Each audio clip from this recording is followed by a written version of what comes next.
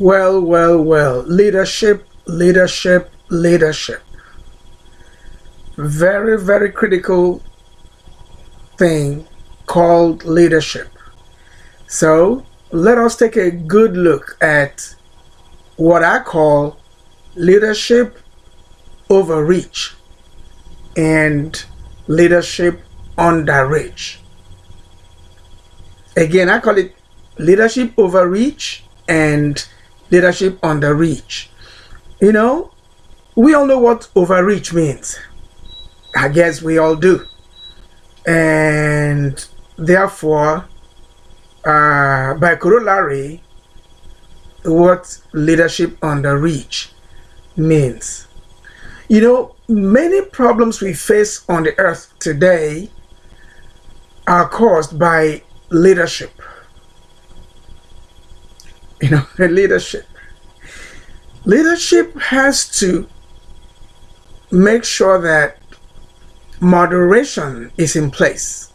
There's something called moderation. Be moderate in the things you do. Be temperate. And that's why a lot of times you see people talking about Mr. XYZ has very bad temperament. You know, temperament is very important. What is your temperament? Do you know about moderation? Because if you do not know about moderation, you will overreach. And in fact, you may even underreach.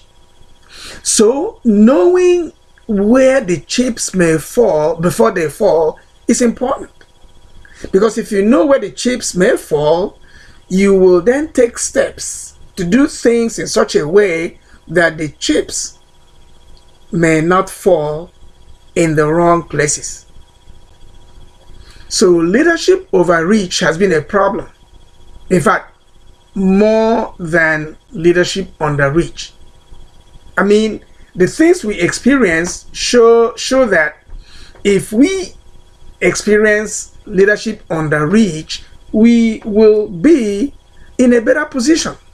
But it just turns out that what we experience is more of leadership overreach than leadership underreach. I'm going to give you examples. Without going into details, leadership is responsible for most of the things we experience. Leadership. And sometimes, I would say that leadership became a standalone discipline quite recently. Because prior to now, we were always talking about management, until we began to see that managers were demonstrating more skills, and some managers were even overreaching, forgetting that they are agents. They don't operate on the agency theory that circumscribes management. Some began to overreach, and we saw leadership in them, and we began to look at leadership instead of looking at it from the point of view of management overreach. And of course, some managers will overreach without demonstrating leadership. So that becomes really management overreach. But those individual managers who overreach, and you watch them, you see why they are overreaching, you see that this is a leadership material here. So now we want to just look at the problems across the globe. But we will try to be narrow also, because broad, presentations really don't give us the results we want. We want to get results to avoid running our mouth and talking and wasting time and, nothing happens. We want to say something that is tangible, something that is usable, something that's applicable, something that can be functional, so that people can use those things and run with them. So in talking about leadership overreach and leadership underreach today, we want to give some examples. let's just say, as of now, and for some time now, not as of now, for quite some time now, there has been a problem between China and the Uyghurs. The Uyghurs have been suffering and cringing and reeling in pains under the heavy sledgehammer of China. See that? It is a leadership issue. And again, there has been a problem between Ethiopia and Eritrea. And Eritrea is feeling the pain seriously. Again, that is a leadership issue. We're just throwing examples so that we can really understand or comprehend better the issue of leadership overreach and leadership underreach. What is your leadership style? And what are your leadership skills? You know, more and more examples. For instance, Nigeria has been, there's a problem between Nigeria and Biafra.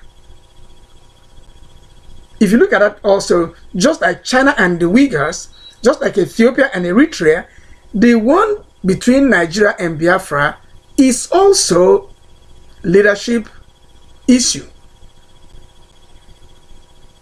And just as if those ones were not enough, we are today talking about Russia and Ukraine. That is also a leadership issue. Okay, what about Western Sahara?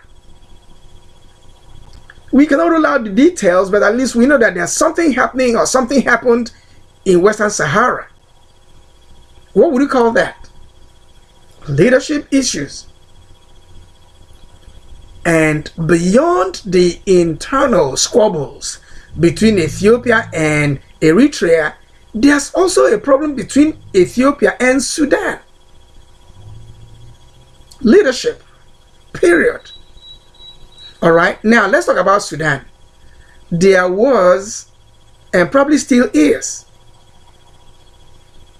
a problem between, internal in Sudan until the emergence of Southern Sudan. But did that emergence help any matter? There's still a problem. It's leadership. So leadership overreach is critical to understand. Leadership underreach is also very, very important. But I know that the problems we are having are more about leadership overreach than leadership underreach. Leaders have to really know that leadership is something that is serious, something that needs to be taken seriously, something that needs to be paid attention to. Leadership is not just wake up in the morning and give instructions. No. But one thing leaders do, especially in those areas that we have these conflicts, is that the leaders include an ingredient called intrigue. It's an ingredient. When they add that ingredient called intrigue in their leadership, whatever they are cooking, call it leadership, whatever they're cooking, leadership, they go and add the ingredient called intrigue. Problems begin to arise. So we want to be sure that leaders understand the role of intrigue and manage their affairs more judiciously than they are currently doing, in such a way that there will be no overreach. Even though underreach is not good, but overreach is very, very bad.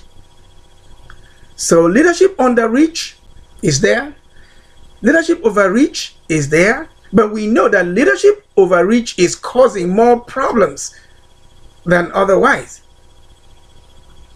I've given you examples: China and the Uyghurs, Ethiopia and Eritrea, Nigeria and Biafra, Russia and Ukraine, Western Sahara, Ethiopia and Sudan. But there are also other leadership issues that are simply internal. So that's when you begin to see conflicts, internal conflicts within countries. It keeps going and going and going, and there's no end in sight because of leadership. There's something called conference. You know what the leaders do? The leaders want to go to the United Nations to go and sit down there, and I don't know what they do there. Because if they go to the United Nations and come back and still the problems are still there, then it means that they really didn't go to the United Nations. If they did, we are yet to know what they achieved at the United Nations. Some would go to African Union and they will say, let's go to Addis Ababa. Which Addis Ababa? Which one? Is it the one where Ethiopians and the Uyghurs are fighting and quarreling? Or is it Addis Ababa where Ethiopia and Sudan are quarreling? Which Addis Ababa? Now think about it. Charity, they say, begins at home. If we cannot get it right, now I'll give you an example. Let's just say North Korea and South Korea are having squabbles. And then a country in Africa decides to go and settle the dispute between North Korea and South Korea. How stupid can that be? How? Tell me. Because what you are going to tell North Korea and South Korea is what they already should know. And I'm sure they know it. But application is a problem. So when you don't apply the principles of leadership, things will continue to go awry. You either overreach or underreach. If you look at examples I've given you here right now, you will see that these things are mostly because of leadership overreach. And a leader who is overreaching should know. When a leader is overreaching without knowing, then that leader does not know about leadership. When you overreach, you should know that you are overreaching. Then you will slow down, pull back, and stop overreaching. But when they continue to overreach, they're causing problems, and the people will continue to suffer as a result of leadership minuses. So that's why we're talking about leadership overreach here. A leader should know about the different kinds of leaders. And that's not what I'm going to talk about here, because this is not a leadership class. I taught that long ago in the MBA classes, leadership classes, MBA students. I taught that. I'm still teaching that to my mentees, but that's not what I'm here to do today. What I'm here to do is to mention that leadership has antecedents. A leader has to have skills. And skills are rolled out in all the leadership textbooks everywhere. Go and buy the textbooks and read them. If you are a leader, go and buy leadership textbooks and read them. So even if you forgot what you knew before, when you read those books, you will remember and refresh your memory. A leader should have styles to pick from. Of course, even if you don't pick those styles, when you begin to do things, we know your leadership style. We know the kind of leader you are, because we can tell what your style is. But then again, we see what you're doing, and from what you're doing, we know whether you are skilled in leadership or not. We have to know what your skills are. What are leadership skills? So the leadership overreach that I'm talking about has become a very big problem. And that's what has kept this world, in turmoil. Leadership overreach. I'm in charge of this geographic space, but I want the other leadership space. I want it under all circumstances. I want that space. I cannot live without that space. It's either I get it or I die. Or instead of not getting it, I'll kill as many people as I can so I can get that space. Why kill human beings? Because of geographic space. That is an overreach. Because the human beings on this planet have the right to at least live. They have the right to live. They should not be killed. They have the right to live. Therefore, allow the human beings to live. And if you decide as a leader that you want to allow human beings to live, you will not overreach. And so once you begin to overreach, we are the analysts. We are the observers. We are the data collectors. We are the, we do research. That's our life. We do research. We keep the documents. The documents are there. The data are all there. We keep them. Whether we publish them or not, you don't know. We got the data. So when you begin to overreach, we watch you. We collect the data on you. We keep it. We analyze it. We keep the results. And when the need arises, we will release the results. So we want the leaders to know that there are skills and there are styles. And when you do stuff, the things you do will let us know what kind of leader you are, or whether you are even a leader at all. Because you can just occupy a seat meant for a leader, and you occupy that seat, and you are not a leader. It is called dog in a manger. That's what it's called. You're a dog in the manger. You're occupying the space. You get out of the manger so that the lambs and the goats and the sheep can go in and stay in their manger. You're a dog. Go to the pen. Go to the cage, for goodness sake.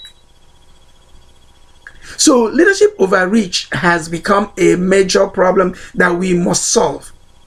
We must solve it. Of course, we begin to solve it by talking about it this way, so that those who have ears may hear that leadership overreach exists. It exists. I am talking about it right now. So even if you didn't know about it before, you know about it now because I am talking about it. And if you need a whole treatise on it, let me know.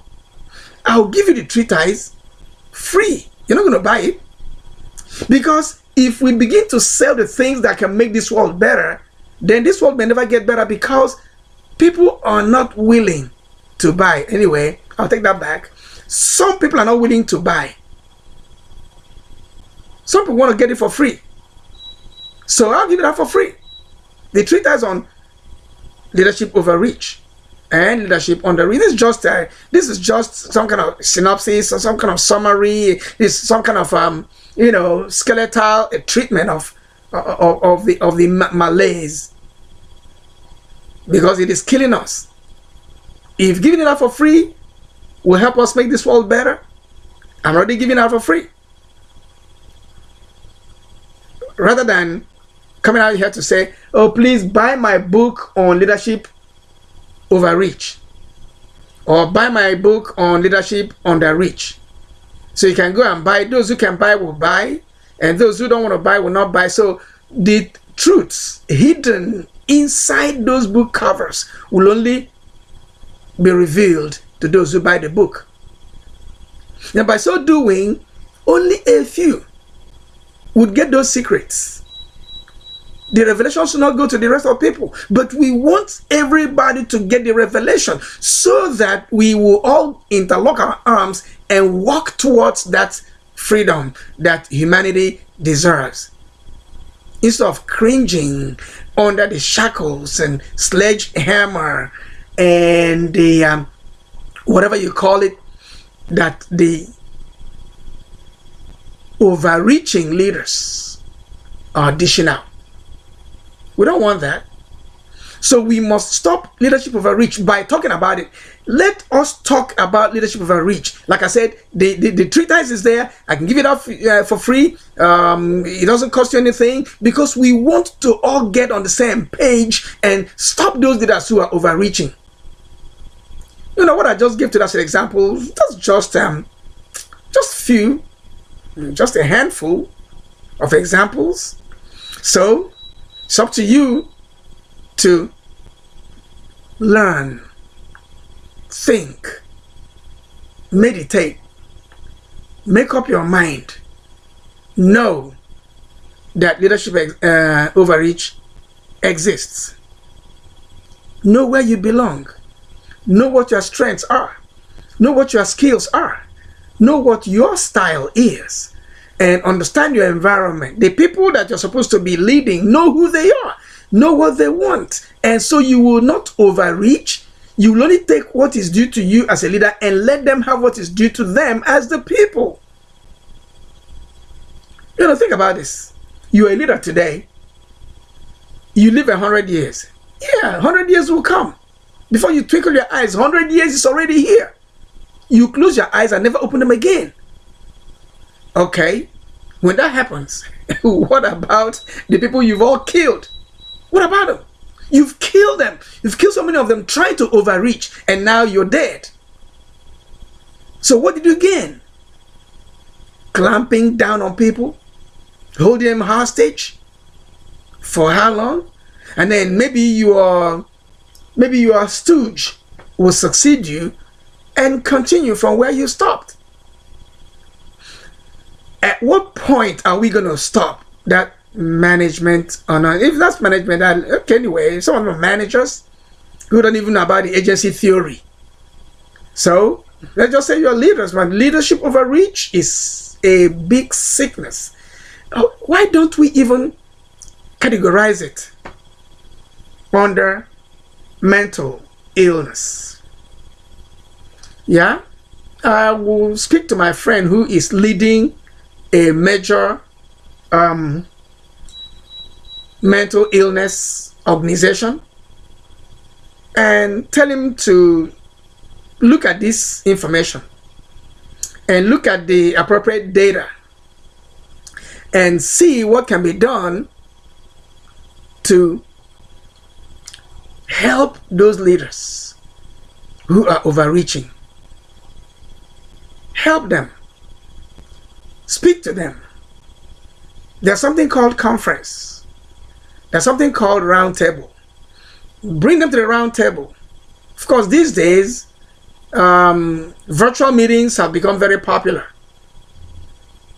So we don't even want to see the leaders face to face. Let them just get on the virtual meeting platform and, learn what they need to learn. I mean, you cannot be too old or too big or too wealthy or too popular to learn. I'm still learning. If you want to know that, I'm still learning. And I'm not going to stop learning. I'm a lifelong learner. I'll stop learning the day I stop breathing. That's when I stop learning. If I wasn't learning, how would I know about what the Uyghurs are suffering in the hands of China? How will I know how the Eritreans are suffering in the hands of Ethiopia? How will I know how the Biafrans are suffering under the hands of Nigeria? How will I know how the Ukrainians are struggling under the shackles of Russia? How will I? In fact, I didn't even mention Taiwan again and China. I didn't even mention that. And do you know how long it took Japan before they even found their feet? Or do you want me to talk about Hong Kong right now? So it is leadership overreach. When a leader understands that the human beings need a breath of fresh air, and that leader opens up that fresh air for humanity to breathe, then life will be better. Look at the examples I just rolled out now. And so many of them are still there that I wouldn't even remember right now. because that's not the main topic. The main topic is that there's something called leadership overreach. Leadership overreach. It is a big problem. It has pulled the world back. We don't have to live like that. If you are a leader, think about the effects of your actions. I have paid attention today to leaders of countries, because otherwise I wouldn't have mentioned countries. So for me to mention those countries in my examples, it means I am looking at countries in talking about leadership overreach today and leadership underreach. But you cannot say that you are not leading a country. Therefore, what I'm saying doesn't apply to you. It applies to you if you are a leader at whatsoever level. You're leading a family, you're leading a company, you're leading a non-profit organization, you're leading a blue chip corporation, you're leading a city, you're leading a county, you're leading a village, you're leading a state or a country, or you're leading a region.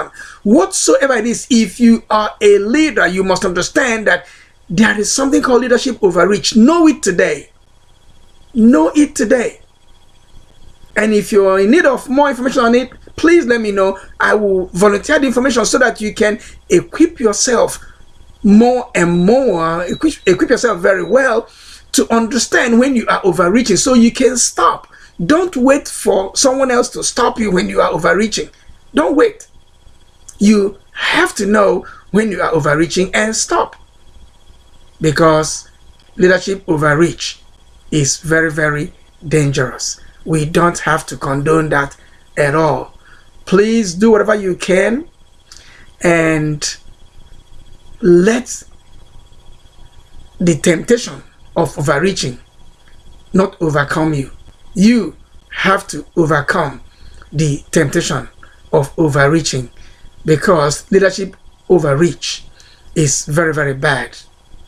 Just as leadership underreach is also not good, whether it's for corporation, family, city government, state, county, anything, organizations, for-profit, non-profit, blue chip, and whatever, associations. Once you are a leader, do not overreach.